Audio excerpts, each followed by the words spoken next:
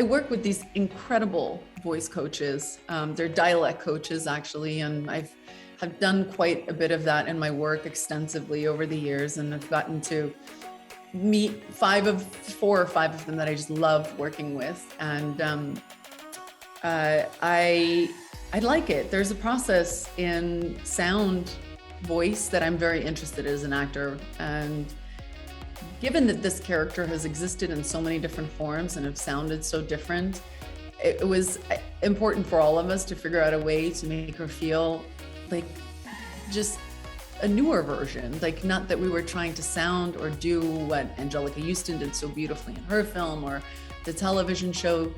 And we had about, I want to say 6 weeks where we played around with a few accents, and some of them obviously didn't make it. And then we finally figured this transatlantic accent felt really nice. It felt like it wasn't one thing particular. It felt of someone that had traveled the way she would have, and that she would sound that way, and that, you know, but we did some fun accents. That was a fun thing. I just got to do a different accent every time I went in, like the first 3 months. And then finally we were like, it's that one. We'll do that one.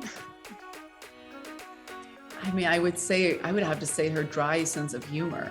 She's incredibly dry. And I wish I could be that dry in moments, heated moments, where she just like drops a line and it's like her face doesn't move. And I have such admiration for that. And I think that's very much maybe a characteristic that has stayed with her, the eyebrows never moving or like being really wide-eyed. I think that's something that should stay with her. It's what makes her really funny without trying to be funny. But I think, you know, ultimately I want to raise happy children. I want them to be happy. And I don't think we talk enough about that. You know, we get so lost in like Ivy League schools and all of this stuff. And ultimately, I don't think anybody ever looks at their kids and say, like, are you happy? Does this make you happy? Because we all, I think, can relate being older and realizing that this is not a dress rehearsal. You get this one life and you should do it the way that it works for you. And my mom used to always say to me, you don't want to be 80 and on your deathbed and wonder what could have been or how that would have been if you had done that. So I want them to be their authentic selves, which means they're not little mini me's. I want them to well, I know they will, because they're incredible. So they get ready, world.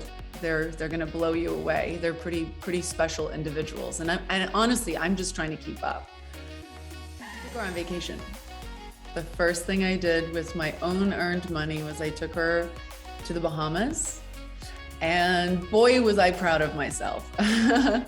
We stayed in a hotel that you wouldn't know you were in the Bahamas. There was like you couldn't see anything but like a parking garage and like the roofs of like other homes. But I paid for it, and she never made me feel bad about it. One day I was like, I'm sorry, this room is so cheap. But she's like, girl, you paid for this and I'm enjoying this vacation with you. So that was the first thing I did for her.